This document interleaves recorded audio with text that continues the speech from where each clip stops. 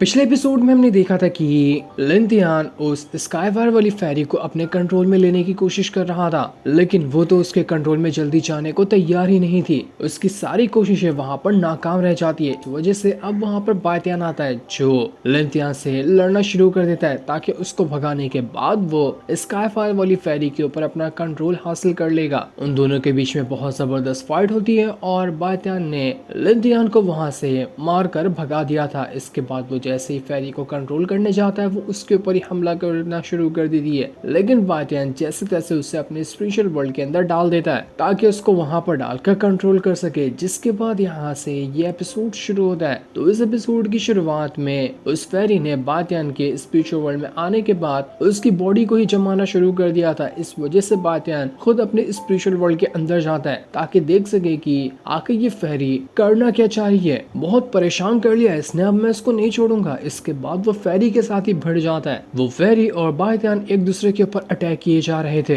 बातियान बार बार कोशिश करके उसको साइड करता और उसको रोकने की कोशिश कर रहा था, लेकिन फेरी तो रुकने का नाम ही नहीं लेती। वो एक से बढ़कर एक अटैक बातियान के ऊपर करते जा रही थी। बातियान कहता कि भाई साहब ये तो बहुत ज्यादा पावरफुल है, आखिर ये इतनी ज्यादा पावरफुल होगी मैंने इसके बारे में सोचा नहीं था। ऊपर से मैंने इसको अपने स्पिरिचुअल वर्ल्ड के अंदर डाल दिया है। बहुत ज्यादा हाई लेवल की पावर का इस्तेमाल करते हुए इसको रिफाइन करने की कोशिश करूंगा ना तो मेरी फिजिकल बॉडी पे असर पड़ेगा, इसलिए मैं यहाँ पर अपनी ज्यादा पावर का इस्तेमाल भी नहीं कर सकता। तो बातियान वहाँ पर अपना फॉर्मेशन बनाते हुए अपनी वापस से 5 स्पिरिचुअल फायर को बाहर निकाल लेता है ताकि उन 5 स्पिरिचुअल फायर की मदद से वो उस फेरी को कंट्रोल कर सके, क्योंकि वो अटैक तो यहाँ पर उसके ऊपर नहीं कर सकता था। वो फायर इस तरह से थे कि उनके अंदर परफेक्ट कॉम्बिनेशन था यिन और यांग एनर्जी का, आइस और फायर एनर्जी का। इस वजह से उसके अंदर किसी को भी पकड़ लिया जाए तो बहुत मुश्किल होता है उसको छुड़ाना। यही वजह थी कि 5 स्पिरिचुअल फायर के अंदर जाने के बाद उस फेरी की पावर धीरे धीरे कम होने लगती है और वो हल्का हल्का कंट्रोल में आना शुरू हो गई थी। जिसके बाद देखते ही देखते बायथन अपनी सारी की सारी फायर को सीधा फेरी के ऊपर ही लगा देता है। जो फायर उसके अंदर जाने के बाद उस फेरी को एक क्रिस्टल के अंदर ट्रांसफॉर्म कर देती है और उस क्रिस्टल के अंदर जाकर वो फेरी फंस चुकी थी। बायथन उस छोटा सा क्रिस्टल को दिखाकर लिन से कहता है कि देखो ये है ओरिजिनल स्काईफायर, ये इतनी खतरनाक चीज है जो मुझे यहाँ पर ब्रेक थ्रू करने में मदद करेगी। तो तुम यहाँ पर बैठो और मैं थोड़ी देर में अपना कल्टीवेशन वगैरह करके आता हूँ। मुझे अकेले में कल्टीवेशन करनी है ताकि कोई मुझे वहाँ पर डिस्टर्ब ना कर सके।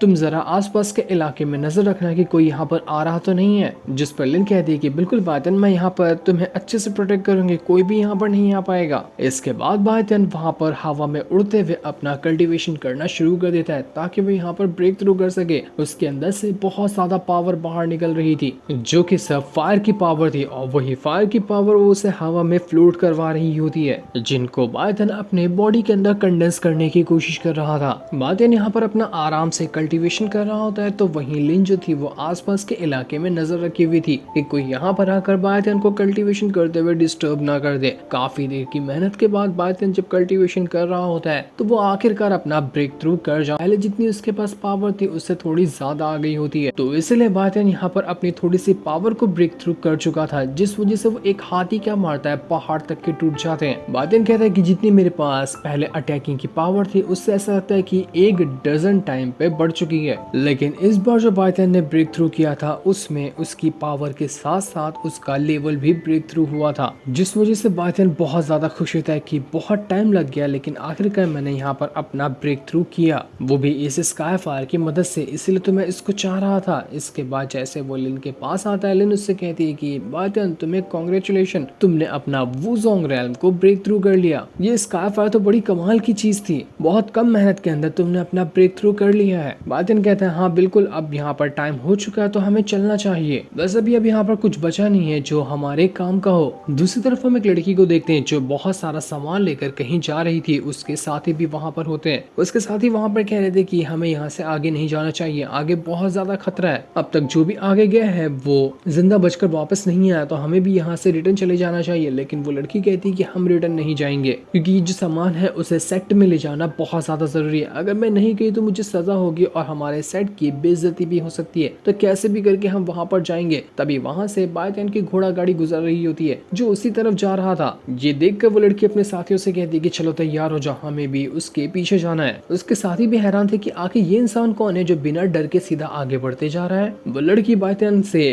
कह रही होती है कि तुम्हें पता है आगे ना एक स्नेक जैसा दिखने वाला मॉन्स्टर रहता है। वो जो भी यहाँ से गुजरता है उन सभी को मार देता है। तो तुम्हें डर नहीं लग रहा क्या? वो तुम्हें भी मार देगा। बहुत ही खतरनाक जगह है। आज तक जो भी यहाँ से आगे गया है वहां से वो रिटर्न आया ही नहीं। लेकिन अगर हम यहाँ पर साथ में रहेंगे ना तो हो सकता है कि हम सब मिलकर उस मॉन्स्टर का मुकाबला कर पाए। तो मैं क्या सोच रही थी कि मेरा पीछे सामान है तो हम भी तुम्हारे साथ ही हो जाते हैं, हम सब एक साथ ही यहाँ से आगे बढ़ेंगे। बादन कहता है कि ठीक है फिर जैसे तुम्हारी मर्जी, साथ में आना है तो तुम चल सकती हो। ये सुनकर वो लड़की खुश हो जाती है। लेकिन बादन से कहती कि बादन तुमने सुना ना वो कैसा अजीब सा मॉन्स्टर है, कहीं वो ज्यादा खतरनाक और बहुत ही ज्यादा भयानक चीज हुआ तो। लेकिन बादन कहता है कि तुम्हें डरने की जरूरत नहीं है, उससे भी खतरनाक चीज का तो हमने पहले मुकाबला किया, तो ये हमारा क्या ही उखाड़ लेगा, हम इसे भी आसानी से खत्म कर देंगे। वहीं उस लड़की के साथ ही उससे कह रहे होते कि आपने इन लोगों पर भरोसा कर लिया, ये कि भरोसे के लायक थे, ये हमें ही नुकसान तो नहीं पहुंचा देंगे ना। लेकिन वो लड़की कहती है कि भरोसा तो करना ही पड़ेगा, चलो चलते हैं, इसके अलावा हमारे पास दूसरा कोई रास्ता भी नहीं है। काफी देर तक के सफर करने के बाद वहाँ पर रात भी हो चुकी थी, अंधेरा काफी ज्यादा हो गया था। तो बादन कहता है कि हमें यहीं पर कैंप लगाना पड़ेगा। हम यहाँ पर कैंप लगाते हैं और सुबह ही अपना सफर कंटिन्यू करेंगे। वो लड़की बादन से कह रही थी कि इस जगह पर तो बहुत ज्यादा खतरा है, तो यहाँ पर कैंप लगाना सही भी होगा, कहीं वो मॉन्स्टर आकर हमें मार न डाले। बादन कहता है कि घबराने की जरूरत नहीं है, मैं उसी का तो इंतजार कर रहा हूँ, आया तो मैं तुम लोगों की आंखों के सामने उसको मार दूंगा। तो कैंप लगाना है तो यहीं पे लगाओ, वरना हम लोग तो यहाँ पर लगाने वाले हैं कैंप। बाकी लोग कह रहे थे कि ये बादन खाली बकबक करता है, इसके पास कोई पावर नहीं होगी, ये हमें बस बेवकूफ बनाने की कोशिश कर रहा है, मुझे इसके ऊपर भरोसा नहीं है। लिन कहती है कि भरोसा नहीं है तो क्या तुम अचार डालने के लिए यहाँ पर आए हो? हमने कब बोला कि तुम लोग हमारे साथ आ सकते हो? तुम्हें जाना है तो जाओ, हम लोग जा रहे हैं आगे। साथ में रहना है तो मुंह बंद करके रहना पड़ेगा। ये सुनकर वो लड़की भी वहाँ पर कह देती है कि अपने साथियों से सभी लोग यहीं पर रुको, हम यहीं पर कैंप लगाएंगे और रात भर यहीं पर रुकने वाले हैं। इसके बाद वो सभी मिलकर रात को कैंप लगा देते हैं और खाना वाना पकाकर खाने लग गए थे। उस लड़की और उसके साथियों को तो डर लग रहा था कि यहाँ पर कुछ न कुछ तो होने वाला है। तभी उन्हें कुछ अजीब सी आवाज सुनाई दी थी, क्योंकि वहाँ पर कुछ स्नेक बढ़ रहे थे उनकी ही तरफ, क्योंकि ये पूरा इलाका स्नेक का ही है। उस लड़की के साथी एकदम घबरा जाते कि यहाँ पर अचानक से इतने सारे स्नेक कैसे आ गए, क्या हो रहा है यहाँ पर। सभी लोग अपनी तैयारी शुरू कर देते स्नेक को मारने की, लेकिन स्नेक तो कम होने का नाम ही नहीं ले रहे थे। एक के बाद एक करते हुए स्नेक ने उनके ऊपर अटैक करना शुरू कर दिया था। बादियान लिन से कहता है कि जाओ लिन जरा देखो इनको क्या करना है, ये लोग तो पागलों की जैसा खाली स्वॉर्ड चला रहे हैं, लेकिन स्नेक तो मर ही नहीं रहे, तुम ही जाकर इनको सबक सिखाओ। इस वजह से लिन जो होती है वो अपनी पावर को एक्टिवेट करती है और अपनी पावर को एक्टिवेट करने के बाद जैसे ही वो स्लैश अटैक करती है कि सारे के सारे स्नेक वहां पर मारे जाते हैं। इतना खतरनाक वाला अटैक था वो। इस चीज को देखकर सभी लोग एकदम हैरान रह चुके थे कि लड़की तो बड़ी खतरनाक है, हमने तो इन लोगों को कमजोर समझा था, लेकिन नहीं, ये लोग बहुत ज्यादा स्ट्रांग है। वो लड़की बातें से कहती कि बातें देखो हमें यहाँ से चलना चाहिए, क्योंकि स्नेक के आने का मतलब है कि स्नेक वाला मॉन्स्टर यहाँ पर आता होगा। यहाँ अब और ज्यादा रुकना सही नहीं है, हमें चलना चाहिए। लेकिन बातें जाने से मना कर देता है। उस लड़की के साथ ही कहते हैं कि देखो ये नहीं जा रहा तो हमें चलना चाहिए, हम जल्दी से यहाँ से भाग जाते हैं, इनको यहीं पे छोड़ देते हैं, वरना इनके साथ हम भी मर जाएंगे। लेकिन बातें कहता है कि अफसोस कि तुम लोग यहाँ से नहीं जा सकते, क्योंकि वो डीमन यहाँ पर आ चुका है। और सच में वो डीमन वहाँ पर पहुंच चुका था, जो एक पहाड़ की चोटी से खड़े होकर इन लोगों को ही नीचे देख रहा होता है। सारे लोगों की फटकर हाथ में आ जाती कि गई भैंस पानी में, हम तो फंस गए। इस बातें ने हमें ऐसा फंसाया कि हम लोग अब इधर के ना रहे ना उधर के रहे। ये स्नेक मॉन्स्टर हमें यहाँ पर चांद से मार देगा। वो एक स्नेक मॉन्स्टर जैसे ही यहाँ पर एक घोड़े से होकर गुजरता है कि घोड़ा उसके ऑरा से ही मर चुका था। इतना ज्यादा खतरनाक होता है वो स्नेक मॉन्स्टर। एक स्नेक मॉन्स्टर जो था वो चारों तरफ छुप छुप कर उन सभी के ऊपर अटैक कर रहा था। वो अपने वेपन को फेंक फेंक कर उनके ऊपर अटैक किए जा रहा होता है। वो लड़की तो यहाँ पर उसके वेपन को रोकने की कोशिश कर रही थी, लेकिन उतना ज्यादा कुछ कर नहीं पाती और उस लड़की की भी हालत एकदम खराब हो जाती है। उस लड़की के साथ ही उसको बचाने के लिए आते हैं, लेकिन वो लड़की कहती है कि नहीं, तुम लोगों को कुछ करने की जरूरत नहीं है, मैं यहाँ पर हूँ ना, मैं चाह रही हूँ इस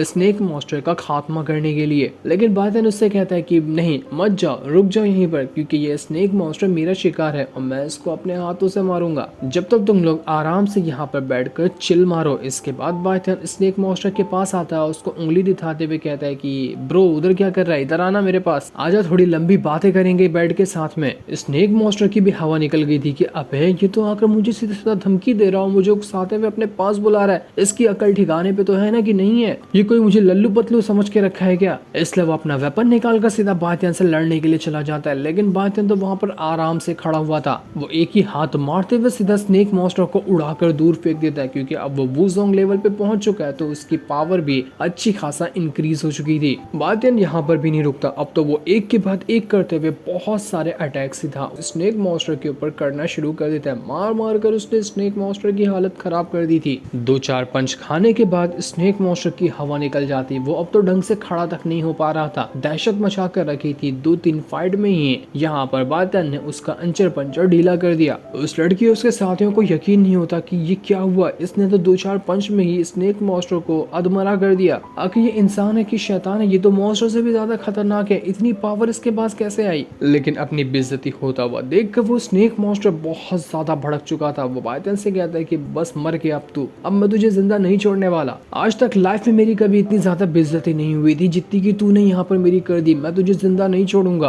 वो जैसे बायतन के ऊपर अटैक करने वाला था, बायतन उसी स्काईफायर वाली फेरी को बाहर निकालता है जो अपनी पावर का इस्तेमाल करते हुए स्नेक मॉन्स्टर उसके वेपन को जमा देती है। उस फेरी के अंदर बहुत ही ज्यादा हाई लेवल की आइस पावर है, तो उसके सामने कोई भी ऐसी चीज क्यों ना हो वो सब जम जाएगी। उसके बाद जमाने वाली ही पावर थी, तो जमा कर उसने सब चीज को ठंडा कर दिया था। वहां पर मौजूद सारे लोग एकदम हैरान थे कि आखिर ये फेरी कैसी है, इसके पास तो इतनी पावर है कि इसने हवा तक को जमा दिया है। देखो हवा भी बर्फ बनकर नीचे गिर रही है, कितनी खतरनाक थी ये। इस तरह की फेरी को तो हमने अपने लाइफ में कभी नहीं देखा था। इसके बाद बायतन बस एक ही उंगली मारते हुए स्नेक मॉन्स्टर को बर्फ से आजाद कर देता है ताकि देख सके कि अभी तो अपनी हिम्मत हारा या फिर इसको फिर से फाइट करनी है। स्नेक मॉन्स्टर कह रहा था कि आखिर ये बच्चा इतना ज्यादा स्ट्रॉन्ग कैसे हो सकता है। मेरे इतने साल के तजुर्बे में आज तक मैं कभी ऐसे बंदे से नहीं मिला था जो इतनी कम उम्र में इतना ज्यादा स्ट्रॉन्ग हो। ये तो मेरे हर अटैक को डिस्ट्रॉय करते जा रहा है, मुझे तो अपने सामने खड़ा तक नहीं होने दे रहा। इसलिए वो वहां पर पॉइजन फैलाकर वहां से गायब हो जाता है ताकि सभी का ध्यान भटका सके। इस चीज को देखकर बादशाह समझ चुका था कि ये तो यहाँ से भागा है लेकिन बाद में जरूर परेशान करने के लिए आएगा। तो वो लिन से कहता है कि आ जाओ लिन, हम इसका पीछा करने चलते हैं। इसको जिंदा छोड़ देना मतलब हमें ही मुसीबत को दावत देना है। इसलिए वो दोनों स्नेक मॉन्स्टर को ढूंढने के लिए निकल चुके थे। जो सीन दिखाते ही ये एपिसोड यहीं पर एंड हो जाता है। थैंक्स